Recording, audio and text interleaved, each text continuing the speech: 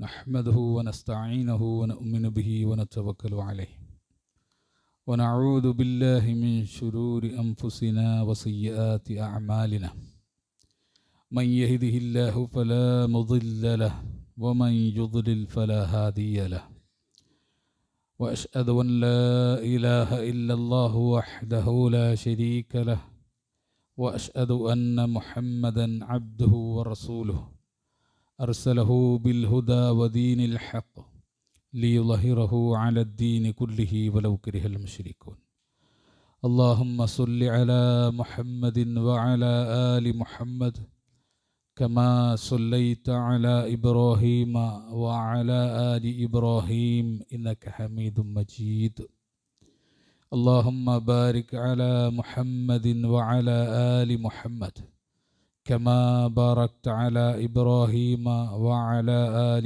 إبراهيم إنك حميد مجيد أما بعد فإن خير الحديث كتاب الله وخير الحدي حدي محمد صلى الله عليه وسلم وشر الأمور محدثاتها وكل محدثة بدعة وكل بدعة ضلالة وكل ضلالة في النار أعوذ بالله من الشيطان الرجيم يا أيها الذين آمنوا اتقوا الله حق تقاته ولا تموتن إلا وأنتم مسلمون يا أيها الناس اتقوا ربكم الذي خلقكم من نفس واحدة وخلق منها زوجها وبث منهما رجالا كثيرا ونساء واتقوا الله الذي تساءلون به والأرحام إن الله كان عليكم رقيبا يا أيها الذين آمنوا اتقوا الله وقولوا قولا سديدا يصلح لكم أعمالكم ويغفر لكم ذنوبكم ومن يطع الله ورسوله فقد فاز فوزا عظيما بسم الله الرحمن الرحيم ذلك بأنهم آمنوا ثم كفروا فتبع على قلوبهم فهم لا يفقهون رب اشرح لي صدري ويسر لي أمري واحلل عقدة من لساني يفقهوا قولي സ്നേഹം നിറഞ്ഞ സത്യവിശ്വാസികളെ വിശ്വാസിനികളെ അല്ലാഹു സുബ്ഹാനഹു തആലയെ സൂക്ഷിക്കുകയും അവൻ്റെ വിധിവിലക്കുകൾ കഴിവിൻ്റെ പരമാവധി ശ്രദ്ധിച്ചും പാലിച്ചും സൂക്ഷിച്ചും ജീവിക്കുവാൻ പരിശ്രമിക്കണമെന്ന് അർഹതക്കനുസൃതമായി ഓർമ്മപ്പെടുത്തുകയാണ്, വസിയ്യത്ത് ചെയ്യുകയാണ്. ഇത്തഖുല്ലാഹ ഇബാദല്ലാഹ്. കഴിഞ്ഞ ഏതാനും ഖുതുബകളിലായി നമ്മൾ മനസ്സിലാക്കിക്കൊണ്ടിരിക്കുന്നത് സ്വഹാബത്തിനെ പറ്റിയിട്ടാണ്. സ്വഹാബത്ത് നിലകൊണ്ട നിലപാടുകളെപ്പറ്റി, സ്വഹാബത്തിൻ്റെ സലഫുകളുടെ വിശ്വാസത്തെപ്പറ്റി, സലഫുകളുടെ മൻഹജിനെപ്പറ്റി, അവരുടെ ദീൻ പഠിക്കുന്ന രീതിയെപ്പറ്റിയൊക്കെ നമ്മൾ പഠിച്ചുകൊണ്ടിരിക്കുകയാണ്. അക്കൂട്ടത്തിൽ സലഫുകളുടെ സ്വഭാവത്തെപ്പറ്റി കൂടി നമ്മൾ മനസ്സിലാക്കണം.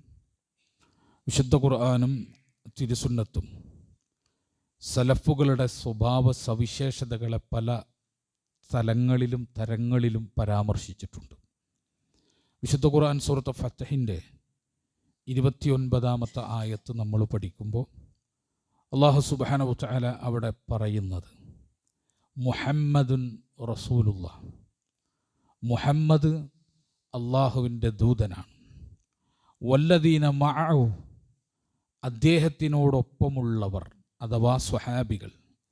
വല്ലദീന മഅഹു അശിദ്ദാഉ അലൽ കുഫാർ റുഹമാഉ ബൈനഹും, അവർ അശിദ്ദാഉ അലൽ കുഫാർ, സത്യനിഷേധികൾക്ക് മേൽ കഠിനമായ സ്വഭാവമുള്ളവരാണ്, കാഠിന്യം പുലർത്തുന്നവരാണ്.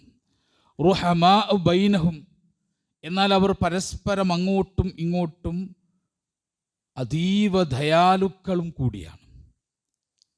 രണ്ട് പ്രത്യേകതയാണ് അവർക്ക് പറഞ്ഞത്. ഒന്ന്, അഷിദ്ദാഉ അലൽ കുഫാർ, സത്യനിഷേധികൾക്ക് മേൽ അവർ കഠിനതയുള്ളവരാണ്, കർശന സ്വഭാവമുള്ളവരാണ് അവർ. എന്ന് പറഞ്ഞാൽ സത്യനിഷേധപരമായ ഒന്നിനോടും മൃദുല സമീപനം സ്വീകരിക്കുകയില്ല സ്വഹാബികൾ. അവരുടെ സ്വഭാവത്തിൻ്റെ ഒന്നാമത്തെ സവിശേഷത. ഈമാനിന് വിരുദ്ധമായ ഒന്നിനോടും സമരസപ്പെടുന്ന സ്വഭാവം ആർക്കില്ല? സ്വഹാബികൾക്കില്ല. ഈമാനിക വിരുദ്ധമായ സകലതിനും എതിർചേരിയിലായിരിക്കും സ്വഹാബികൾ ഉണ്ടാവുക. ഇത് അവരുടെ സ്വഭാവമാണ്. ഈ സ്വഭാവം ആർജിച്ചെങ്കിലേ, ഈ സ്വഭാവം നമ്മളും ആർജിച്ചെങ്കിലേ നമുക്കും അവർ പോയ സ്വർഗത്തിൽ പ്രവേശിക്കാനാവും. കുഫ്രിയായ, കുഫർ നിറഞ്ഞ, നിഷേധാത്മകമായ ഒരു കാര്യത്തോടും ചേർന്ന് നിൽക്കാൻ, സമരസപ്പെടാൻ വിശ്വാസിക്ക് പാടില്ല. എന്ന് പറഞ്ഞാൽ സത്യനിഷേധികളോട് കഠിനമായി വർത്തിക്കുന്നവർ എന്ന് പറഞ്ഞാൽ മനുഷ്യരോട്, സത്യനിഷേധികളായ അല്ലെങ്കിൽ ഇസ്ലാം സ്വീകരിക്കാത്ത, ഈമാൻ സ്വീകരിക്കാത്ത ആളുകളോടൊക്കെ വളരെ കാഠിന്യത്തോടെ പെരുമാറണമെന്നാണോ ആ പറഞ്ഞത്? വ്യക്തിയെ സംബന്ധിച്ചല്ല.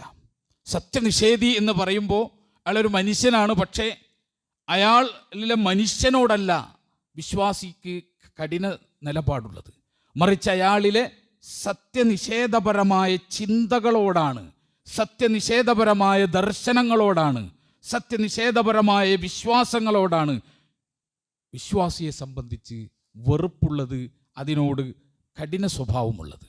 റസൂലുള്ളാഹി സ്വല്ലല്ലാഹു അലൈഹി വസല്ലമ അത് കൃത്യമായിട്ട് ആ നിലപാട് പഠിപ്പിച്ച് ഇമാം അഹ്മദ് ഉദ്ധരിച്ച ഹദീസിൽ കാണാം. അൻ ജാബിർ ഇബ്നു അബ്ദുല്ലാഹ് റളിയല്ലാഹു അൻഹു അന്ന റസൂലുള്ളാഹി സ്വല്ലല്ലാഹു അലൈഹി വസല്ലമ ഖാൽ, ജാബിർ എന്ന് പറയുകയാണ്, അള്ളാഹുവിൻ്റെ റസൂല് പറഞ്ഞു, മസലി വമസലുൽ അംബിയാ, എൻ്റെ ഉദാഹരണം, എൻ്റെ ഉപമ, അതുപോലെ തന്നെ വമസലുൽ അംബിയാ, അംബിയാക്കന്മാരുടെ, നബിമാരുടെ എല്ലാം ഉപമ എന്ന് പറഞ്ഞാൽ കമസലി റജുലിൻ ഔഖദ നാറൻ, ഒരു തീ കത്തിച്ച മനുഷ്യനെ പോലെയാണ്. എൻ്റെ ഉപമ, അംബിയാക്കന്മാരുടെ മുഴുവൻ ഉപമ ഒരു തീ കത്തിച്ച മനുഷ്യനെ പോലെയാണ്. ഫജഅലൽ ഫറാശു വൽ ജനാദിബു യകഅന ഫീഹാ, ആ തീ കത്തിച്ചപ്പോൾ അതിലേക്ക് ആ പ്രകാശം കണ്ട് പാറ്റകളും പ്രാണികളും പുൽച്ചാടികളുമൊക്കെ ആ തീയിലേക്ക് വന്ന് വീഴുകയാണ്. വഹുവ യദുബ്ബുഹുന്ന അൻഹാ, അയാൾ അതിനെ തടുക്കാൻ ശ്രമിക്കുന്നുണ്ട്. പക്ഷേ അയാൾ തടുക്കാൻ ശ്രമിക്കുമ്പോഴും അയാളെ മറികടന്നുകൊണ്ട് ആ കത്തിച്ച തീയിലേക്ക് പാറ്റകളും പ്രാണികളും ശലഭങ്ങളും വന്ന് വീഴുകയാണ്. വഅന ആഖിദുൻ ബിഹുജസികും അനിന്നാർ, അപ്രകാരം നിങ്ങളെ ഞാൻ എന്ത് ചെയ്യുന്നു? നിങ്ങളുടെ അരക്കെട്ടിൽ ഞാൻ പിടിക്കുകയാണ്, മനുഷ്യരുടെ അരക്കെട്ടിൽ ഞാൻ പിടിക്കുകയാണ്. അനിന്നാർ, നരകത്തെ തൊട്ട് അതിലേക്ക് വന്ന് വീഴാതിരിക്കാൻ മനുഷ്യന്മാരുടെ മുഴുവൻ അരക്കെട്ടിൽ ഞാൻ പിടിക്കുന്നു. വഅൻതും തഫല്ലതൂന മിൻ യദി, പക്ഷേ എൻ്റെ കയ്യിൽ നിന്ന് വഴുതി നിങ്ങൾ ആ നരകത്തിലേക്ക് വീഴുകയാണ്. അപ്പോൾ കാഫിറിനോടുള്ള സമീപനം വ്യക്തമാണ് ഹദീസിൽ. റസൂലുള്ളാഹി സ്വല്ലല്ലാഹു അലൈഹി വസല്ലമയുടെ സമീപനം എന്താ? ഒരു കത്തിച്ച തീയിൻ്റെ ആ തീയിലേക്ക് പ്രാണികൾ വന്നു വീഴുമ്പോൾ തീ കത്തിച്ചവൻ അത് ആസ്വദിക്കില്ല, മറിച്ച് അവയെ തടുക്കും. സ്നേഹമുണ്ട്, ഗുണകാംക്ഷമുണ്ട്, മാനുഷികമായിട്ടുള്ള അവരോടുള്ള അലിവുണ്ട്. അങ്ങനെ അവർ അതിൽ നിന്ന് രക്ഷപ്പെടുത്താൻ ശ്രമിക്കുന്നത് പോലെ സകല കാഫിറുകളും സകല സത്യനിഷേധികളോടും വിശ്വാസിക്ക് മനുഷ്യൻ എന്ന നിലക്ക് അവരോട് അനുകമ്പയാണ് ഉണ്ടാകേണ്ടത്. സത്യനിഷേധത്തിലേക്ക് പോയി നരകത്തിലേക്ക് അവർ വീഴുന്നതിനെപ്പറ്റി പ്രയാസമാണ് ഉണ്ടാകേണ്ടത്. അവരെ തടയാനും തടുക്കാനും സന്മാർഗം കാണിക്കാനുമുള്ള പ്രയത്നത്തിൽ വിശ്വാസി നിരന്തരം ഏർപ്പെട്ടുകൊണ്ടിരിക്കണം. അപ്പോൾ സത്യനിഷേധി മനുഷ്യൻ എന്ന നിലയിൽ അവനോട് വിശ്വാസിക്ക് വൈരാഗ്യമില്ല, കാർക്കശ്യമില്ല. പക്ഷെ സത്യനിഷേധമെന്ന് പറയുന്ന ഒരു ആദർശമുണ്ട്, സത്യനിഷേധമെന്ന് പറയുന്ന ഈമാനിൻ്റെ വിരുദ്ധമായ ചേരിയിൽ നിൽക്കുന്ന ഒരു ജീവിത ദർശനമുണ്ട്. ആ ജീവിത ദർശനത്തോട് വിശ്വാസിക്ക് കഠിനമായ വെറുപ്പാണ് ഉണ്ടായിരിക്കേണ്ടത്, കഠിനമായിട്ടുള്ള നിലപാടാണ് അതിനോടുണ്ടായിരിക്കേണ്ടത്. റസൂലുള്ളാഹി സ്വല്ലല്ലാഹു അലൈഹി വസല്ലമ ഈമാനിൻ്റെ മാധുര്യം ആസ്വദിക്കുന്ന 3 വിഭാഗത്തെ പറ്റി പരിചയപ്പെടുത്തിയല്ലോ. ആ ഈമാനിൻ്റെ മാധുര്യം ആസ്വദിക്കാൻ 3 സ്വഭാവം നമ്മിൽ ഉണ്ടാകണമെന്ന് പറഞ്ഞു. ആ 3 സ്വഭാവങ്ങളിൽ 3ാമത്തെ സ്വഭാവമായിട്ട് റസൂലുള്ളാഹി സ്വല്ലല്ലാഹു അലൈഹി വസല്ലമ പഠിപ്പിച്ചത് എന്താ? വമൻ കാന അൻ യുൽഖാ ഫിന്നാർ അഹബ്ബ ഇലൈഹി മിൻ അൻ യർജിഅ ഫിൽ കുഫർ ബഅദ ഇദ അൻഖദഹു അല്ലാഹു മിൻഹു. അല്ലാഹു സുബ്ഹാനഹു വതആല ഒരാളെ കുഫറിൽ നിന്ന് രക്ഷിച്ചതിന് ശേഷം, കുഫറിൽ നിന്ന് രക്ഷപ്പെടുത്തിയതിന് ശേഷം, സത്യനിഷേധത്തിൽ നിന്ന് രക്ഷപ്പെടുത്തിയതിന് ശേഷം വീണ്ടും ആ സത്യനിഷേധത്തിലേക്ക് മടങ്ങുക എന്നുള്ളത് തീയിൽ വീഴുന്നതിനേക്കാൾ വെറുപ്പ് അവനുണ്ടായിരിക്കണം. അഥവാ കുഫറിലേക്ക് തിരിച്ചു പോകുന്നതിനേക്കാൾ അവന് ഇഷ്ടം എന്തായിരിക്കണം? ഒരു തീയിൽ വീഴുന്നതാണ് അവൻ ഇഷ്ടപ്പെടേണ്ടത്. അത്രക്ക് വെറുപ്പ് വിശ്വാസിക്ക് കുഫ്രിയായ ചിന്തകളോടുണ്ടാകണം, കുഫ്രിയായ ആദർശങ്ങളോടുണ്ടാകണം. അത് നിർത്തണം. അത് വിശ്വാസിയുടെ ആദർശത്തിൽപ്പെട്ടതാണ്. എന്നാൽ കുഫറിൻ്റെ ആളുകളോടോ കാഫറുകളോടോ അവരോടുള്ള സമീപനം മാനുഷികമാണ്, അവരോടുള്ള സമീപനം ദയാപരമാണ്, അവരോടുള്ള സമീപനം ഗുണകാംക്ഷാപരമാണ്. അതാണ് റസൂലുള്ളാഹി സ്വല്ലല്ലാഹു അലൈഹി വസല്ലമ പഠിപ്പിച്ചത്. ഞാനും സകല അമ്പിയാക്കളും ഒരു തീ കത്തിച്ച്, ആ കത്തിച്ച തീയിലേക്ക് പ്രാണികൾ വന്ന് വീഴുമ്പോൾ അതിനെ തടഞ്ഞുകൊണ്ടിരിക്കുന്നവനെ പോലെയാണ്. മുഴുവൻ കുഫാറുകളെയും അരക്കെട്ടിൽ ഞാൻ പിടിക്കുകയാണ്, നരകത്തിലേക്ക് ചാടരുത് എന്ന് പറഞ്ഞ് ഞാൻ തടുക്കുകയാണ്. പക്ഷേ എൻ്റെ കൈ കുതറി മാറ്റി നിങ്ങളതിലേക്ക് ചാടുകയാണ്. ഞാൻ നിങ്ങളോട് ഗുണകാംക്ഷയുള്ളവരാണ്, നിങ്ങൾ എന്നെ കേൾക്കാത്തവരാണ്. ഇതാണ് റസൂലുള്ളാഹി സ്വല്ലല്ലാഹു അലൈഹി വസല്ലമ സത്യനിഷേധിയെപ്പറ്റി, കാഫറിനെ പറ്റി പറഞ്ഞത്. പക്ഷെ കുഫറിനെ പറ്റി പറഞ്ഞത് എന്താ? തീയിലേക്ക് എടുത്തെറിഞ്ഞ് നശിച്ചു പോകുന്നതാണ് കുഫറിലേക്ക് മടങ്ങിപ്പോകുന്നതിനേക്കാൾ നല്ലത്. 2 സമീപനവും നമ്മൾ ഇവിടെ മനസ്സിലാക്കുക. കാരണം ഇസ്ലാം മാത്രമാണ് ശരി എന്നത് നമ്മൾ മനസ്സിലാക്കണം. അത് നമ്മുടെ മനസ്സിൻ്റെ പ്രൗഢായിരിക്കണം, നമ്മുടെ മനസ്സിൻ്റെ അഭിമാനമായിരിക്കണം. അള്ളാഹുവിൻ്റെ ദർശനമാണ് ശരി, പടച്ചവൻ പഠിപ്പിച്ച മതമാണ് ശരി, ആ ദീനാണ് ശരി.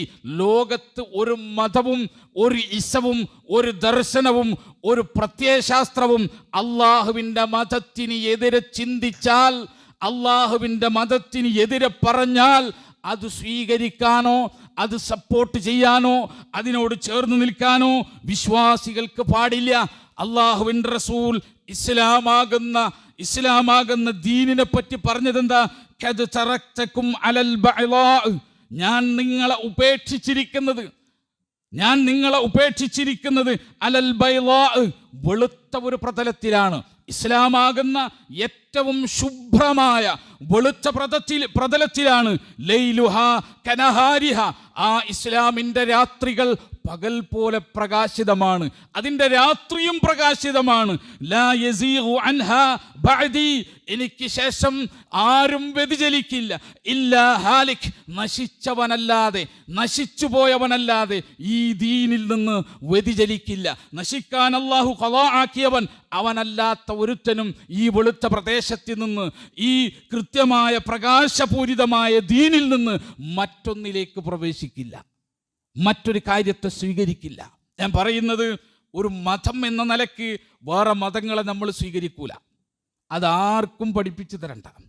ഒരു മതം എന്ന നിലയ്ക്ക് വേറെ മതങ്ങളുടെ വിശ്വാസമോ ആചാരമോ അറിഞ്ഞ് നമ്മൾ സ്വീകരിക്കൂല.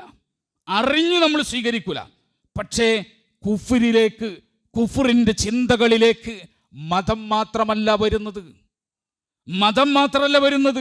ഒരു ഹൈന്ദവതയുടെ വിശ്വാസം, പുനർജന്മ വിശ്വാസം നമ്മൾ സ്വീകരിക്കാൻ പോകുന്നില്ല. മനുഷ്യൻ മരിച്ചതിന് ശേഷം ഈ ഭൂമിയിൽ പന്നിയോ പട്ടിയോ ചണ്ടാളനോ ഒക്കെ ആയി പുനർജനിക്കുമെന്ന സങ്കല്പം നമ്മൾ സ്വീകരിക്കാൻ പോകുന്നില്ല. പക്ഷേ അതല്ലെങ്കിൽ ക്രൈസ്തവതയുടെ ഒരു വിശ്വാസം, ഈസാ നബി അലൈഹി സ്വലാം ദൈവത്തിൻ്റെ പുത്രനാണ് എന്ന വിശ്വാസം നമ്മൾ സ്വീകരിക്കാൻ പോകുന്നില്ല. അതല്ലെങ്കിൽ യഹൂദന്മാരുടെ ഉസൈർ നബിയെ പറ്റി അവർ വിശ്വസിച്ചതുപോലെ ഇബ്നുല്ലാഹ്, അള്ളാന്റെ പുത്രനാണ് എന്ന് നമ്മൾ വിശ്വസിക്കാൻ പോകുന്നില്ല. അതാണ് ഞാൻ പറഞ്ഞത്, ഒരു മതത്തിൻ്റെ വിശ്വാസം ചിലപ്പോൾ നമ്മൾ സ്വീകരിക്കാതിരിക്കാനുള്ള സാധ്യതയുണ്ട്. അത് നമ്മൾ തിരസ്കരിച്ചേക്കും. പക്ഷെ നമ്മളെ കുഫറിലേക്ക് കൊണ്ടുപോകുന്ന ഇസങ്ങളെപ്പറ്റി നമ്മൾ ചിന്തിച്ചിട്ടുണ്ടോ? നമ്മൾ അതിനോട് ചേർന്ന് നിൽക്കുകയാണ്. പ്രത്യേകിച്ച് വർത്തമാന കാല സാഹചര്യങ്ങളിൽ നമ്മളെ സ്വാധീനിക്കുന്ന പലതും നമ്മുടെ സാമൂഹിക ക്രമത്തെ ഭരിച്ചുകൊണ്ടിരിക്കുന്ന ഇസങ്ങളുടെ ചിന്തയാണ്, ദർശനങ്ങളുടെ ചിന്തയാണ്. നിങ്ങൾ നോക്കൂ, ഹ്യൂമനിസം സ്വാധീനിക്കാത്തത് ആരാണുള്ളത്? സെക്യുലറിസം സ്വാധീനിക്കാത്തത് ആരെയാണുള്ളത്? ലിബറലിസം സ്വാധീനിക്കാത്ത ആരാണ് നമ്മുടെ കൂട്ടത്തിലുള്ളത്? ഫെമിനിസം സ്വാധീനിക്കാത്ത ആരാണ് നമ്മുടെ കൂട്ടത്തിലുള്ളത്?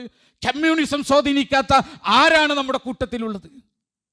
അവിടെ കൃത്യമായി നമ്മൾ മനസ്സിലാക്കിക്കോ, ഏത് ഇസം പറഞ്ഞാലും ഏത് ഇസം പഠിപ്പിച്ചാലും അള്ളാഹുവിൻ്റെ മതത്തിന് എതിരായ, ദീനുൽ ഇസ്ലാമിന് എതിരായ ഒരു ചിന്ത അത് പുരോഗമനമാണ്, പരിഷ്കാരമാണ് എന്ന ലേബിളിൽ പൊതിഞ്ഞു തരുമ്പോ നമ്മളത് സ്വീകരിക്കാൻ നിന്നാൽ അള്ളാഹു പറയുന്നു, വമൻ യബ്തഗി ഗൈറൽ ഇസ്ലാമ ദീനൻ, ആരെങ്കിലും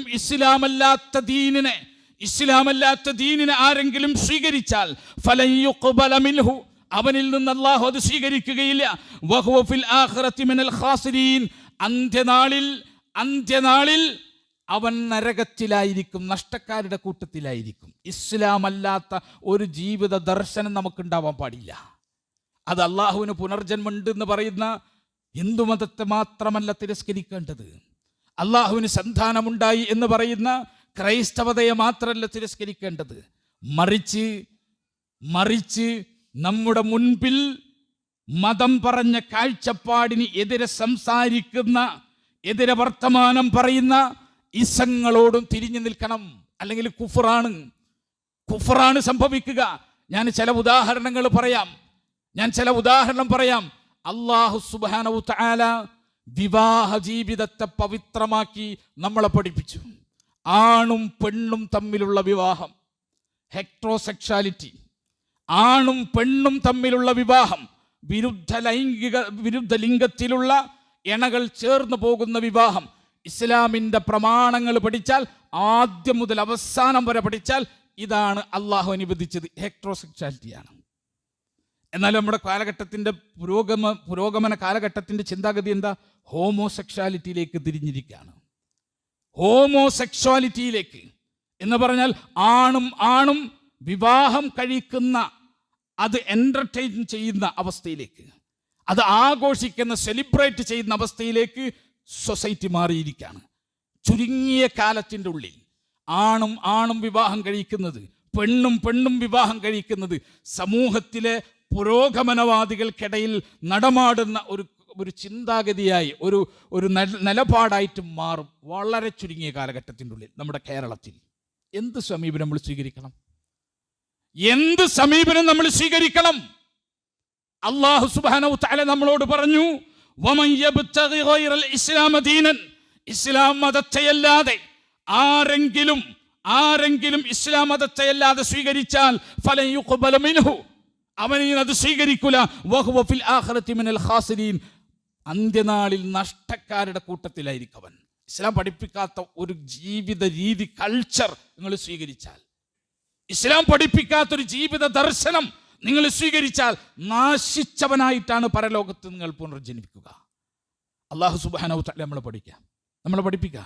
ഞാൻ പറയുന്നത് ഇതിനെപ്പറ്റി നമ്മൾ ചർച്ച എന്താ? നിങ്ങൾ ആലോചിക്കൂ, ഫെമിനിസം വിവാഹത്തെ നിരുത്സാഹപ്പെടുത്താണ്. നമ്മുടെ മുസ്ലിം പെൺകുട്ടികൾക്കിടയിൽ പോലും വിവാഹബന്ധം വേണ്ട എന്ന ചിന്താഗതിയിലേക്ക് പോയി. ആണിനും പെണ്ണിനും ഒരുമിച്ച് ജീവിക്കണമെങ്കിൽ നിക്കാഹ് എന്ന കരാർ വേണമെന്നില്ല എന്ന ചിന്തയിലേക്ക് മുസ്ലിം പെൺകുട്ടികളെ വരെ സ്വാധീനിക്കുന്ന അവസ്ഥയിലേക്ക് ഫെമിനിസം അതിൻ്റെ സാമൂഹികാന്തരീക്ഷത്തെ സ്വാധീനിച്ചു. നമ്മളെയും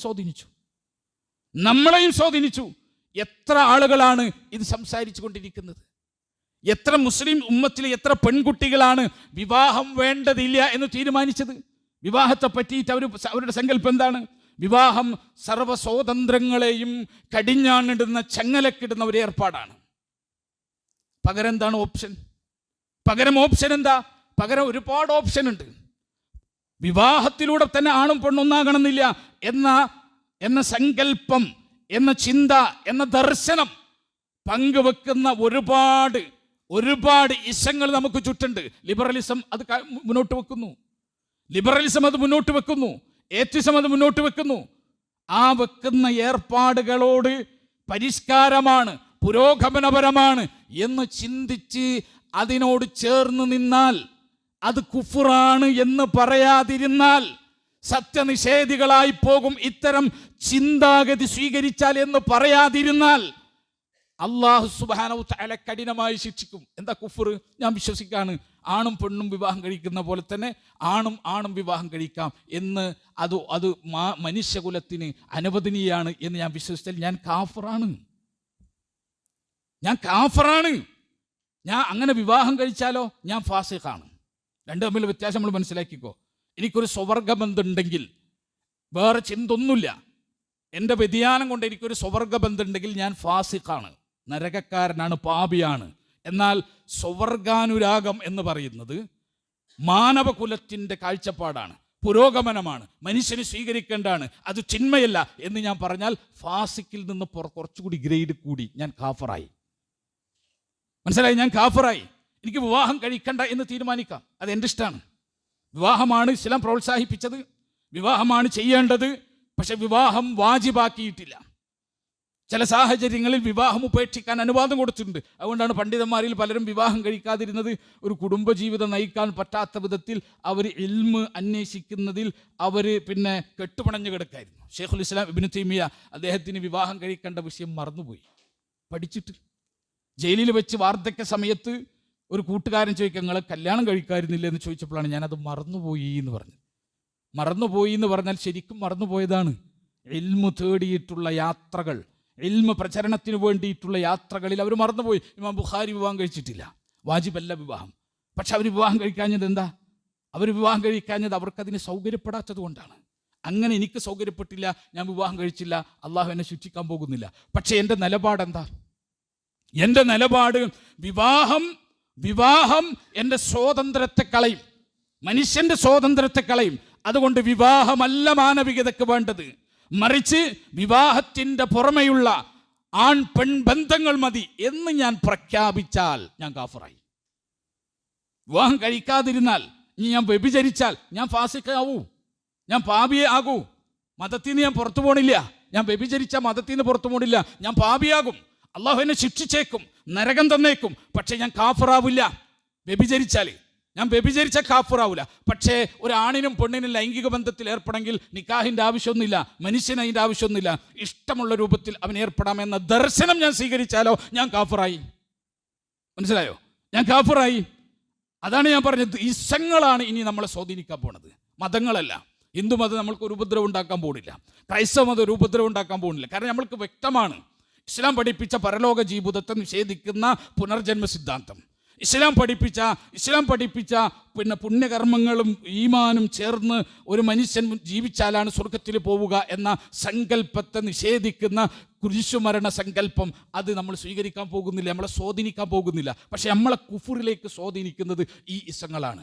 നമ്മുടെ സാമൂഹിക അന്തരീക്ഷത്തിൽ ഈ ഇസങ്ങൾ സ്വാധീനിച്ചു. നിങ്ങൾ ആലോചിച്ച് നോക്കൂ, ഒരാൾക്ക്, ഒരു മനുഷ്യന് ധൈര്യത്തോടു കൂടി സമത്വം എന്നത് തെറ്റാണെന്ന് പറയാൻ നമ്മളെ കൂട്ടത്തിൽ ധൈര്യമുണ്ടോ? ഈക്വാലിറ്റി എന്നത് തെറ്റാണ്, അബദ്ധമാണ്, ആണിനും പെണ്ണിനും ഈക്വാലിറ്റി അല്ല വേണ്ടത് എന്ന് പറയാൻ ധൈര്യം മുസ്ലിം പണ്ഡിതന്മാർക്ക് പോലും ഇല്ലാത്ത കാലമായി. കാരണം എന്താ? സാമൂഹിക അന്തരീക്ഷം നിയന്ത്രിക്കുന്നത് ലിബറലിസമാണ്, ഹ്യൂമനിസമാണ്. അവരുടെ സങ്കല്പത്തിൽ ആൺ പെൺ സമത്വം, ആണിനും പെണ്ണിനും തുല്യമായ അവകാശം ഉണ്ടാവണം. നമ്മൾ ഇസ്ലാമിൻ്റെ കാഴ്ചപ്പാടെന്താ? ആണിനും പെണ്ണിനും തുല്യമായ അവകാശം നൽകുന്ന ഏരിയകളുണ്ട്, ആണിന് കൂടുതൽ അവകാശം നൽകുന്ന ഏരിയകളുണ്ട്, പെണ്ണിന് കൂടുതൽ അവകാശം നൽകുന്ന ഏരിയകളുണ്ട്. ഇങ്ങനെ വിവിധ രൂപത്തിലാണ് മാനവികതയെ, മനുഷ്യബന്ധങ്ങളെ അല്ല ചേർത്തത്. അതെല്ലാം തകർത്തിട്ട് ആണും പെണ്ണും ഈക്വാലിറ്റി എന്ന് പറയുന്ന ആ സങ്കല്പം തെറ്റാണെന്ന് പറയണം. അത് നമുക്ക് കഴിയണം. നമ്മളെ പക്ഷെ പേടിപ്പിക്കുകയാണ്.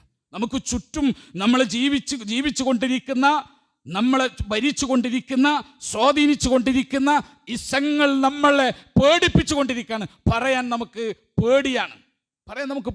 ഇപ്പം സ്വത്തവകാശം നിങ്ങൾ ആലോചിച്ച്, ഒരു പിതാവ് തൻ്റെ ആൺകുട്ടിക്കും പെൺകുട്ടിക്കും സ്വത്ത് വിഭജിക്കുമ്പോൾ അയാൾ എന്ത് ചെയ്യുന്നു? രണ്ടുപേർക്കും തുല്യമായി എഴുതി വെക്കുന്നു. അയാൾ ഫാസിക്കാണ്, പാപിയാണ്. കാരണം എന്താ? അള്ളാഹുവിനോട് സ്വത്ത് വിഭജിക്കാൻ പറഞ്ഞത് എങ്ങനെയാ? അള്ളാഹുവിനോട് സ്വത്ത് വിഭജിക്കാൻ പറഞ്ഞത് ആണിന് പെണ്ണിൻ്റെ 2 ഹരി, അഥവാ പെണ്ണിന് പകുതിയായിരിക്കും കിട്ടുക. ഇങ്ങനെയാണ് ഒരാൾ അയാളുടെ സ്വത്ത് അനന്തര സ്വത്ത് ഭാഗിക്കേണ്ടത്. അയാളുടെ മരണശേഷം, ജീവിച്ചിരിക്കുന്ന കാലത്ത് ഒരാളെ സ്വത്ത് അയാൾക്ക് ഇഷ്ടമുള്ള ചെയ്യാം, പക്ഷെ മരണശേഷം അയാളുടെ സ്വത്ത് വിഭജിക്കേണ്ടത്, സ്വത്ത് ഭാഗിക്കേണ്ടത് ഇങ്ങനെയാണ്. പക്ഷേ ഭാഗിക്കപ്പെടെങ്ങനെ? നമ്മുടെ നാട്ടിൽ ആണിനും പെണ്ണിനും തുല്യമായിട്ട്, ആണിനും പെണ്ണിനും തുല്യമായിട്ട്. എന്നിട്ട് മുസ്ലിങ്ങളിൽ പെട്ടവർ തന്നെ സംസാരിക്കുന്നു, മുസ്ലിമീങ്ങൾ തന്നെ സംസാരിക്കുന്നു. എന്ത് സംസാരിക്കുന്നു? ഇത് അനീതിയാണ്. ഉറപ്പല്ലേ? വിശുദ്ധ ഖുർആൻ പറഞ്ഞതാണ്, ഖുർആൻ എണ്ണി പറഞ്ഞതാണ്. ആണിന്റെ സ്വത്ത് പെണ്ണിനേക്കാൾ ഇരട്ടിയാണെന്ന് ഖുർആൻ പറഞ്ഞതാ, ഖുർആൻ പറഞ്ഞതാ. അതിനെ നിഷേധിക്കുന്നു, പരസ്യമായിട്ട് അനീതിയാണിത് എന്ന് പറയുന്നു. നിങ്ങൾ നോക്കൂ, ഈ സങ്കല്പം നമുക്ക് തന്നതാരാ? ഈ സങ്കല്പം നമുക്ക് തന്നത് ലിബറലിസമാണ്, സെക്യുലറിസമാണ്, ഹ്യൂമനിസമാണ്. ഇവരാണ് ഈ സങ്കല്പം തന്നത്. ഈ സ്വത്ത് പിതൃസ്വത്ത്, മാതൃസ്വത്ത്, പിതൃസ്വത്തും മാതൃസ്വത്തും. ചിലർക്ക് ധാരണ ഉണ്ട് ഉമ്മൻ്റെ സ്വത്ത് അങ്ങനെയല്ല, വാപ്പൻ്റെ സ്വത്ത് ഭാഗിക്കുമ്പോഴാണ് ആണിന് കൂടുതൽ, പെണ്ണിന് കുറവ് വരുന്നത് വാപ്പൻ്റെ ആണ്, ഉമ്മൻ്റെ അല്ല എന്നാണ് ചില ആളുകൾ ചില നാട്ടിൽ ഉണ്ടാക്കി വെച്ചിട്ടുള്ള ധാരണ. ഉമ്മൻ്റെയും വാപ്പൻ്റെയും സ്വത്ത് ഭാഗിക്കുമ്പോഴത്തെ കഥയാണ് ഖുർആൻ പറഞ്ഞത്. ഉമ്മയുടെയും വാപ്പയുടെയും സ്വത്ത് ഭാഗിക്കുമ്പോഴത്തെ കഥയാണ് ഖുർആൻ പറഞ്ഞത്. ആൺമക്കൾക്ക് കൂടുതൽ ഉണ്ടാകണം പെൺമക്കളെക്കാൾ, അങ്ങനെയേ വിഭജിക്കാവൂ. ഒരാൾ അങ്ങനെ വിഭജിച്ചില്ല, അവൻ ആരാണ്? അവൻ ഫാസിഖാണ്, പാപിയാണ്.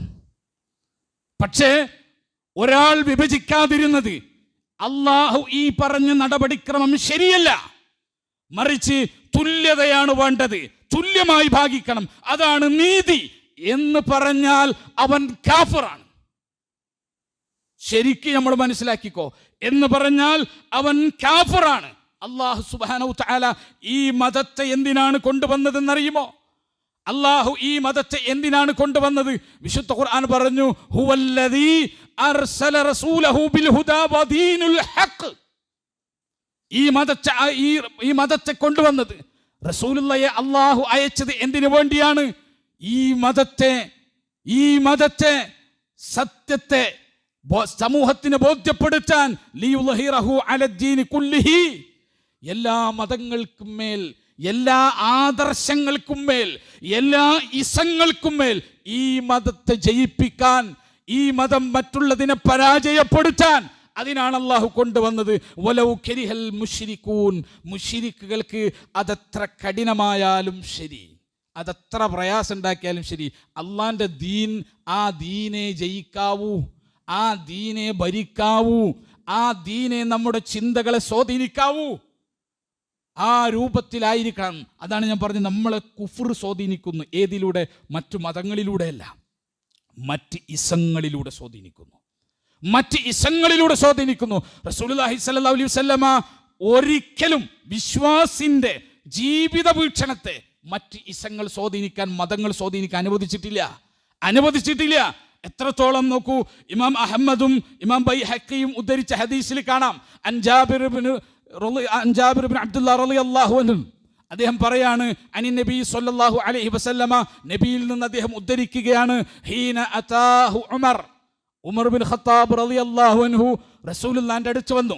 ഫഖാല, എന്നിട്ട് പറഞ്ഞു, ഇന്ന നസ്മഉ അഹാദീസ മിൻ യഹൂദ, യഹൂദന്മാരിൽ നിന്ന് അവരുടെ വേദഗ്രന്ഥങ്ങൾ വഴിയോ അവരുടെ മതപരമായിട്ടുള്ള കാഴ്ചപ്പാടുകളോ അവരുടെ ധാർമ്മികമായിട്ടുള്ള കാഴ്ചപ്പാടുകളോ ഒക്കെ അടങ്ങുന്ന, അവരുടെ ഫിലോസഫി അടങ്ങുന്ന, ജീവിത വീക്ഷണങ്ങളെ പറ്റിയിട്ടടങ്ങുന്ന ചില വർത്തമാനങ്ങൾ ഞങ്ങൾ കേൾക്കുന്നു നബിയെ, ചില വർത്തമാനങ്ങൾ ഞങ്ങൾ കേൾക്കുന്നു. തുഅ്ജിബുന, ഞങ്ങൾക്കത് അത്ഭുതമുണ്ടാക്കുന്നു, ആശ്ചര്യമുണ്ടാക്കുന്നു, സ്വാധീനിക്കുന്നു. ഇന്ന് ഈ ക്വാലിറ്റി നമ്മളെ സ്വാധീനിച്ചതുപോലെ ആണിനും പെണ്ണിനും ഇടയിൽ വേണ്ട നിലപാടേതാ?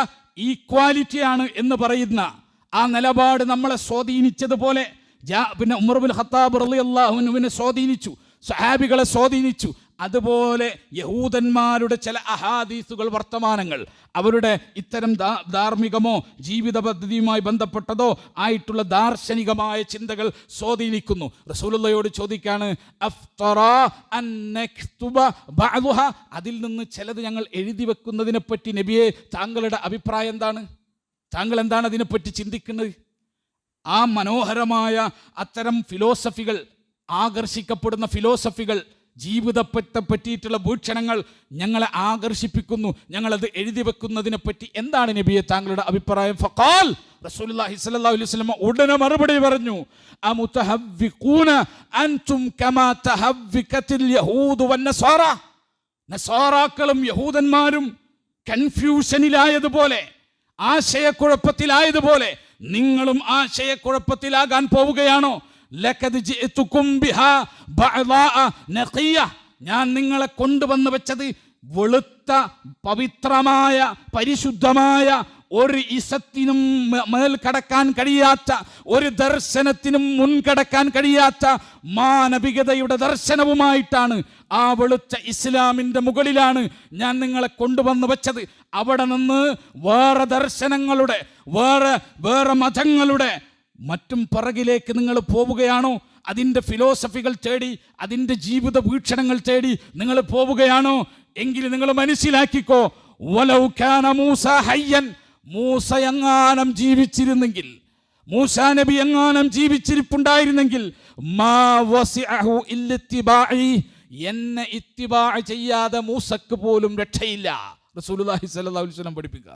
മൂസാ നബി ജീവിച്ചിരിക്കെ നിങ്ങൾ തൗറാത്തിൽ കേട്ടതല്ലേ, നിങ്ങൾ യഹൂദന്റെ പുരാണങ്ങളിൽ കേട്ടതല്ലേ, നിങ്ങൾ യഹൂദന്റെ തൽമൂദിൽ കേട്ടതല്ലേ, നിങ്ങൾ യഹൂദന്റെ ഫിലോസഫിയിൽ കേട്ടതല്ലേ, നിങ്ങളെ ആകർഷിച്ചത് അതല്ലേ എഴുതി വെക്കാൻ ഉദ്ദേശിച്ചത്? നിങ്ങളുടെ ജീവിതത്തെ സ്വാധീനിക്കുന്ന ഫിലോസഫി നിങ്ങൾ അതിൽ നിന്ന് സ്വീകരിക്കാൻ പോകുന്നത്. നിങ്ങൾ മനസ്സിലാക്കിക്കോ, ഞാൻ കൊണ്ടുവന്നതാണ് ഈ ലോകത്തെ സകല ഫിലോസഫിയെയും അതിജയിക്കുന്ന, സകല ഇസങ്ങളെയും സകല ദർശനങ്ങളെയും അതിജയിക്കുന്ന ആദർശം ഞാൻ കൊണ്ടുവന്നതാണ്. ആ ആദർശത്തിൽ ആര് നിൽക്കണം? ഈ തൗറാത്ത് കിട്ടിയ മൂസാ നബി ഇന്നിവിടെ ഉണ്ടായിരുന്നെങ്കിൽ എന്നെ ഇത്തിബാ ചെയ്യാതെ മൂസയും രക്ഷപ്പെടില്ല. മുഴുവൻ അമ്പിയാക്കന്മാരും റസൂലുള്ളാഹിക്ക് ശേഷം വന്നാൽ റസൂലുള്ളാഹിനെ ഇത്തിബാ ചെയ്യാതെ, റസൂലുള്ളാഹിന്റെ ദർശനം സ്വീകരിക്കാതെ രക്ഷയില്ല എന്ന് റസൂലുള്ളാഹി സ്വല്ലല്ലാഹു അലൈഹി വസല്ലം ഉമർ ഇബ്നു ഖത്താബ് റളിയല്ലാഹു നോക്കിയിട്ട് പറയാം. എന്താ സംഭവിച്ചത്? യഹൂദന്മാരുടെ തൽമൂദോ തൗറാത്തോ അല്ലെങ്കിൽ അവരുടെ ഇത്തരം ഫിലോസഫികൾ ഉണ്ടാവും. ഈ ഫിലോസഫികൾ ജീവിതത്തെപ്പറ്റി സംസാരിക്കും, ജീവിതത്തെപ്പറ്റി വലിയ വലിയ വർത്തമാനങ്ങൾ പറയും, മനോഹരമായ കാഴ്ചപ്പാടുകൾ അവതരിപ്പിക്കും. അത് കേട്ട് ആകർഷ്ടനായിട്ട് ഉമർ ഇബ്നു ഖത്താബ് റളിയല്ലാഹു വന്നിട്ടൊന്ന് ചോദിച്ചത്, അല്ലാഹുവിൻ്റെ റസൂലെ, നല്ല അത്ഭുതപ്പെടുത്തുന്ന ആശ്ചര്യപ്പെടുത്തുന്ന സാധനമാണ്, അട്രാക്റ്റീവാണ്, ഞങ്ങളിതൊന്ന് എഴുതി വെച്ചോട്ടെ എന്ന് ചോദിച്ചപ്പോൾ റസൂലുള്ളാഹി സ്വല്ലല്ലാഹു അലൈഹി വസല്ലം ദേഷ്യപ്പെട്ടിട്ട് പറഞ്ഞത്, ഉമറേ, അതിനേക്കാൾ മികച്ച ഇസ്ലാമാണ് നിന്റെ കയ്യിലുള്ളത്, അതിനേക്കാൾ മികച്ച ഇസ്ലാമാണ് കയ്യിലുള്ളത്. ഇസ്ലാം സംസാരിച്ചതിനേക്കാൾ മികച്ച മാനവിക കാഴ്ചപ്പാട് സംസാരിക്കാൻ ആർക്കാണ് കഴിയുക?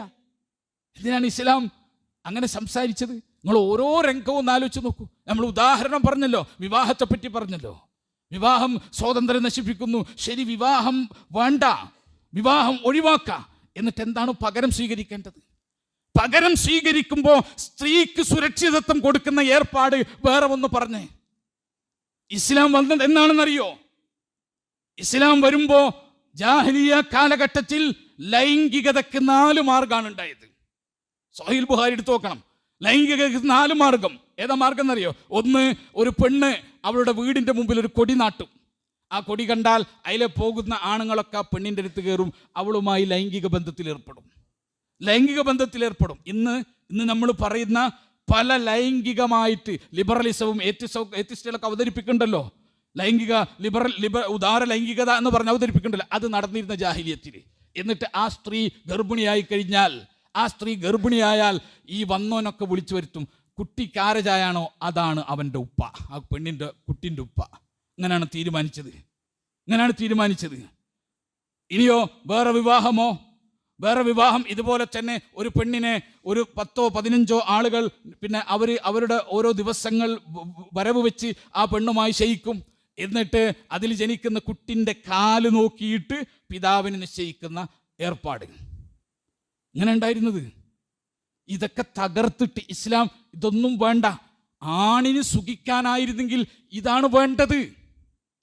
പെണ്ണുങ്ങൾ ശരിക്കും മനസ്സിലാക്കിക്കോ, ഇസ്ലാം ആണിൻ്റെ ഒപ്പാണ് നിന്നതെങ്കിൽ ഈ ഏർപ്പാടാണ് ആണുങ്ങൾക്ക് ഇഷ്ടം. ഈ ഏർപ്പാട് ഒരു ബാധ്യതയുമില്ലാതെ ഒരു പെണ്ണിനെ ഉപയോഗപ്പെടുത്തുക എന്നതാണ് പുരുഷന്റെ താല്പര്യം. ഇസ്ലാം പറഞ്ഞു പറ്റില്ല, അവളെ മേത്ത് തൊടുമണമെങ്കിൽ, സ്ത്രീയുടെ മേത്ത് നീ തൊടണമെങ്കിൽ നിക്കാഹ് എന്ന് പറഞ്ഞ മീസാഖൻ ഗലീള, ബലവത്തായ കരാർ, അതിലൂടെ നിനക്ക് തൊടാൻ പറ്റൂ. ആ കരാർ നീ ഏർപ്പെട്ടാൽ എന്തറിയോ? ആ കരാറിൽ നീ ഏർപ്പെട്ടാൽ നിന്റെ മരണം വരെ നീ അവളെ പോറ്റണം. അവളുടെ സാമ്പത്തികം, അവളുടെ പിന്നെ ആരോഗ്യപരം, അവളുടെ വിദ്യാഭ്യാസപരം, ഇനി അവളുടെ മാനുഷികമായ എന്തെല്ലാം അവകാശങ്ങൾ ഒരു പെണ്ണിനുണ്ടോ അതെല്ലാം കൊടുത്ത് അത് നടപ്പിലാക്കാനും അതവൾക്ക് അനുഭവിക്കാനുമുള്ള അവസരമുണ്ടാക്കാൻ പിന്നെ ചെലവഴിക്കണം നിന്റെ ജീവിതം. ഇതാ ആണിനോട് ഇസ്ലാം പറഞ്ഞത്. ഇതാണ് നിക്കാഹ്. ഇത് തകർക്കുക. ഇത് തകർത്തിട്ട് എവിടൊക്കെ പോണത്? Living together. ആർക്കാ ലാഭം? ലിവിങ് ടുഗദർ ആർക്കാ ലാഭം? കേരളത്തിലെ നിങ്ങൾ ആലോചിച്ച് നോക്കി, കേരളത്തിലെ സിംഗിൾ പാരന്റ്, ഏറ്റവും അധികം സിംഗിൾ പാരന്റ് ഉണ്ടാക്കിയത് ഈ ലിവിങ് ടുഗദറാ. കേരളത്തിന്റെ ഹൈക്കോടതി ലിവിങ് ടുഗദറിന് രജിസ്ട്രേഷൻ വെക്കേണ്ട വരും എന്ന് പറഞ്ഞപ്പോൾ ഇവിടെ വലിയ വിപ്ലവമുണ്ടായി സാംസ്കാരിക ലോകത്ത്. ലിവിങ് ടുഗദറിന് രജിസ്ട്രേഷൻ വെക്കണമെങ്കിൽ, കോൺട്രാക്ട് വെക്കണമെങ്കിൽ എന്നാ പിന്നെ കല്യാണം കഴിച്ചാൽ പോരെ എന്നാ ചോദിച്ചത്. ആ ചോദ്യം എവിടെ നിന്ന് വന്നു? പുരുഷന്റെ ചിന്തയിൽ നിന്ന് വന്നു. വിവാഹം എന്താ പുരുഷൻ വേണ്ടെന്ന് പെണ്ണിനെ കൊണ്ട് പറയിപ്പിച്ചു. അവന് ഒരു ബാധ്യതയില്ലാതെ അവൾ ആസ്വദിക്കണം. വിവാഹമാകുമ്പോഴോ അവൾക്ക് കോടതിയിൽ പോകാം. ലിവിങ് ടുഗദറിലുള്ള ഒരു പെണ്ണിനെ ഞാൻ വിട്ടേച്ച് പോവുകയാണെങ്കിൽ കോൺട്രാക്റ്റിൽ അവളിൽ നിന്നുണ്ടാകുന്ന കുഞ്ഞിനെ എനിക്കൊരു ബാധ്യതയില്ല എന്ന് ഞാൻ കോൺട്രാക്റ്റ് ചെയ്തിട്ടുണ്ടെങ്കിൽ അവളെ എത്ര പറ്റാലും ചെലവിന് കൊടുക്കാൻ എനിക്ക് ബാധ്യതയില്ല. വിവാഹമാണെങ്കിൽ അവൾ പോകും, കോടതിയിൽ പോകും, ചെലവിന് കൊടുക്കണം, അവളെ മക്കളെ ഞാൻ നോക്കണം, അവളിലുണ്ടായ മക്കളെ ഞാൻ നോക്കണം. വിവാഹത്തിന് ഈ സുരക്ഷിതത്വം നൽകൂ. ഇനിയിപ്പോൾ അതും തീർത്തു. ലിവിങ് അപ്പാർട്ട്മെന്റ് ടുഗദറാണ് ഇപ്പോൾ വന്നിട്ടുള്ളത്. അതെന്താ? ഒരുമിച്ച് ജീവിക്കുന്നതല്ല. അവൾ അവളെ അപ്പാർട്ട്മെന്റിൽ, ഞാൻ എൻ്റെ അപ്പാർട്ട്മെന്റിൽ. എന്നിട്ടോ ചേരണമെങ്കിൽ ഒരുമിച്ച് ചേരാം. ആവശ്യമുള്ള സമയത്ത് അവരൊരുമിച്ച് ചേരും, അത് കഴിഞ്ഞാൽ പിരിയും. അതാകുമ്പോൾ തീരെയും ബാധ്യതയില്ല. ഇതാ പകരം വരുന്നത്. ഇസ്ലാം പറഞ്ഞു നിക്കാഹിനെ തള്ളിപ്പറഞ്ഞിട്ട് ഇസ്ലാം ആണിനെയും പെണ്ണിനെയും ചേർന്ന് നിൽക്കാൻ ഒരു ഏർപ്പാടും ഇസ്ലാം അനുവദിച്ചിട്ടില്ല. ഇനി സ്വത്തവകാശങ്ങൾ ആലോചിച്ച് നോക്കൂ. ഒരു മനുഷ്യൻ, ആ മനുഷ്യന് അള്ളാഹു അവൻ്റെ നരകവുമായി ബന്ധപ്പെടുത്തിയിട്ട് പറയാണ്, നിനക്ക് നിന്റെ പിതാവിൽ നിന്ന് സ്വത്ത് വിഭജിക്കുമ്പോൾ നിനക്ക് ഒരല്പം നിന്റെ പെങ്ങളേക്കാൾ, നിന്റെ സഹോദരിയേക്കാൾ കൂടുതൽ സ്വത്ത് തരും. പകരം നിനക്ക് തരുന്നെന്തറിയോ? ആ പെങ്ങളെ നീ നോക്കിക്കോളണം പിതാവിന് ശേഷം. ആ പെങ്ങളുടെ പിന്നെ ഭർത്താവ് മരണപ്പെട്ടാൽ ആ പെങ്ങളെ നീ പോറ്റിക്കോളണം. ആ പെങ്ങളുടെ മക്കളെ നീ പഠിപ്പിച്ചോളണം. ആ പെങ്ങളുടെ മക്കളെ നീ വിവാഹം കഴിപ്പിച്ചു കൊടുത്തോളണം. ഇതൊക്കെ നിന്റെ ബാധ്യതയാണ്. എന്നിട്ട് നിനക്കൊരല്പം സ്വത്ത് കൂടുതൽ തരും. ഇതാ ഇസ്ലാം പറഞ്ഞത്. ഈ പറഞ്ഞ ഇസ അനുസരിച്ച് നിങ്ങൾ നോക്കുക, ലിബറലിസം ആകട്ടെ, ഹ്യൂമനിസം ആകട്ടെ, സെക്യുലറിസം ആകട്ടെ, അവരുടെ വീക്ഷണം അനുസരിച്ച് ഭർത്താവ് മരണപ്പെട്ട് പിന്നെ നിരാലംബയായ 4-5 മക്കളുള്ള ഒരു പെങ്ങളെ നോക്കാൻ ആങ്ങളൊക്കെ ബാധ്യതയുണ്ടോ? ഇന്ത്യൻ നിയമം അനുസരിച്ച് ബാധ്യതയുണ്ടോ? ഇന്ത്യൻ നിയമം അനുസരിച്ച് ബാധ്യതയില്ല. അവർക്ക് എന്തും സംസാരിക്കാം. ഇസ്ലാമികമായിട്ടോ നോക്കിയിട്ടില്ലെങ്കിൽ നരകമാണ്. അതുകൊണ്ടാണ് ഇസ്ലാം ആങ്ങളൊക്കെ ഇത്തിരി സ്വത്ത് കൊടുത്തത്, ആൺമക്കൾക്ക് കൂടുതൽ സ്വത്ത് കൊടുത്തത്. എന്തുണ്ടാ? പകരം ഈ നരകം തലക്ക് മുകളിൽ വെച്ച് കൊടുത്തിട്ടുണ്ട്. ഇന്ത്യൻ നിയമം അനുസരിച്ച്, ഇന്ത്യൻ സെക്യുലറിസം അനുസരിച്ച് നിങ്ങൾ ചിന്തിച്ച് നോക്കൂ. ഒരു പെങ്ങളുടെ ഭർത്താവ് മരണപ്പെട്ടാൽ അവൾ നിരാലംബയായി, അവളുടെ മക്കൾ നിരാലംബരായി, അവരെ നോക്കാൻ, അവരെ ചെലവിന് കൊടുക്കാൻ, അവരുടെ ഭക്ഷണം, അവരുടെ വസ്ത്രം, അവരുടെ ചികിത്സ, അവരുടെ വിദ്യാഭ്യാസം, അവരുടെ വിവാഹം തുടങ്ങിയ ബാധ്യതകൾ നിർവഹിക്കാൻ ഇന്ത്യയിലെ ഒരു ആങ്ങളക്ക് ലിബറലിസം ബാധ്യത കൊടുത്തിട്ടുണ്ടോ? ഹ്യൂമനിസം ബാധ്യത കൊടുത്തിട്ടുണ്ടോ? ഫെമിനിസം ബാധ്യത കൊടുത്തിട്ടുണ്ടോ? കമ്മ്യൂണിസം ബാധ്യത കൊടുത്തിട്ടുണ്ടോ? അതുപോലെ തന്നെ സെക്യുലറിസം ബാധ്യത കൊടുത്തിട്ടുണ്ടോ? ഡെമോക്രസി ബാധ്യത കൊടുത്തിട്ടുണ്ടോ? ഇസ്ലാം കൊടുത്തിട്ടുണ്ട് ബാധ്യത. ഇതൊന്നും കൊടുത്തിട്ടില്ല. ആ ബാധ്യത കൊടുത്ത ഇസ്ലാം ഇച്ചിരി സ്വത്തും കൊടുത്തു. ഒരാൾക്കും ശബ്ദിക്കാൻ അവകാശമില്ല. ഇങ്ങനെയാണ് നമ്മൾ ചിന്തിക്കേണ്ടത്. ഇസ്ലാമിൻ്റെ കാഴ്ചപ്പാടുകൾ ആധുനിക കാലഘട്ടത്തിൽ വിമർശിക്കുമ്പോൾ അത് കേട്ട് തെറ്റിദ്ധരിച്ചിട്ട് ഇസ്ലാം തന്നെ ശരിയല്ല എന്ന് നമ്മൾ വിചാരിക്കുകയാണെങ്കിൽ മനസ്സിലാക്കിക്കോ, അല്ലാഹു സുബ്ഹാനഹു വ തആല നമ്മളെ പഠിപ്പിച്ചത് അതല്ലാത്ത ഒന്നിലേക്ക് നീ ചാഞ്ഞു പോയാൽ, അതല്ലാത്ത ഇസ്ലാമല്ലാത്ത ഒന്നിലേക്ക് നീ ചാഞ്ഞു പോയാൽ വമൻ യബ്തഗി ഗൈറൽ ഇസ്ലാമ ദീനൻ ഫലൻ യുഖ്ബല മിൻഹു, നിന്നീന്ന് സ്വീകരിക്കൂല അല്ലാഹു, നിന്നീനത് സ്വീകരിക്കൂല എന്ന് മാത്രമല്ല, മുനാഫിക്കുകളെ പറ്റി പറഞ്ഞപ്പോൾ വിശുദ്ധ ഖുർആൻ പറഞ്ഞു, ഞാൻ ആമുഖമായി ഓതി വെച്ച ആയത്തതാ. മുനാഫിക്കുകളെ പറ്റി പറഞ്ഞപ്പോൾ വിശുദ്ധ ഖുർആൻ പറഞ്ഞെന്തറിയോ? ദാലിക ബിഅന്നഹും ആമനു സുമ്മ കഫറു. മുനാഫിക്കുകളുടെ പ്രശ്നം എന്താ? അവരാദ്യം വിശ്വസിച്ചു, പിന്നെ അവരവിശ്വസിച്ചു. അവരാദ്യം ഇസ്ലാമിൻ്റെ കാഴ്ചപ്പാടുകൾ ഉൾക്കൊണ്ടു, ഇസ്ലാമിൻ്റെ എല്ലാ ഹലാലും ഹറാമും ഹക്കും ബാത്തിലും ഒക്കെ അവർ ഉൾക്കൊണ്ടു, പിന്നെ അവരതിനെ നിഷേധിച്ചു. അപ്പോൾ അള്ളാഹു എന്ത് ചെയ്തു? ഫതുബിഅ അലാ ഖുലൂബിഹിം, അവരുടെ ഹൃദയങ്ങൾ അള്ളാഹു മുദ്ര വെച്ചു. ഇനി സന്മാർഗം കേട്ടാൽ അത് ഉൾക്കൊള്ളാൻ പറ്റാത്ത വിധത്തിൽ അവരുടെ ഹൃദയങ്ങളെ അള്ളാഹു മുദ്ര വെച്ചു. ഫഹും ലാ യഫ്ഖഹൂൻ, ഇനി അവർ ചിന്തിക്കാൻ പോണില്ല. ഇനി അവർക്ക് നേരും ഹക്കും ബാത്തിലും മനസ്സിലാവില്ല, ഹറാമും ഹലാലും മനസ്സിലാവില്ല. അള്ളാൻ്റെ നിയമങ്ങളെ, അള്ളാൻ്റെ ദീനിൻ്റെ നിയമങ്ങളെ, ഈ പറഞ്ഞ ഇസങ്ങൾ, ഈ മനുഷ്യന് കണ്ടുപിടിച്ച, മനുഷ്യൻ്റെ ചിന്ത സ്വാധീനിച്ച, മനുഷ്യൻ്റെ തലയിൽ വന്ന ഈ ഇസങ്ങൾ പഠിപ്പിക്കുന്ന സാമൂഹിക കാഴ്ചപ്പാടിനനുസരിച്ചിട്ട് ഇസ്ലാമിനെ അളക്കാൻ നിന്നാൽ അള്ളാഹു ഒരു ഫതുബിഅ അലാ ഖുലൂബിഹിം, നമ്മളെ ഹൃദയത്തിൽ ഒരു കുത്തും, ഒരു ശീല വെക്കും. പിന്നെയോ ഫഹും ലാ യഫ്ഖഹൂൻ, പിന്നെ നമുക്കൊന്നും തിരിയില്ല, നേരും ഹക്കും ബാത്തിലും തിരിയില്ല, ഹറാമും ഹലാലും തിരിയില്ല, സത്യാസത്യം തിരിയില്ല. വൃത്തികെട്ടൊരു ജീവിതത്തിൻ്റെ ഉടമകളായിട്ട് നമ്മൾ മാറും. റബ്ബ് സുബ്ഹാനഹു തആല സഹാബത്തിൻ്റെ ഈ നിലപാട്, കുഫറിനോട് അതികഠിനമായ വെറുപ്പുള്ള ഈ നിലപാട് സ്വീകരിച്ച് ജീവിച്ച് മരിക്കാൻ അള്ളാഹു നമുക്ക് തൗഫീഖ് നൽകി അനുഗ്രഹിക്കുമാറാകട്ടെ.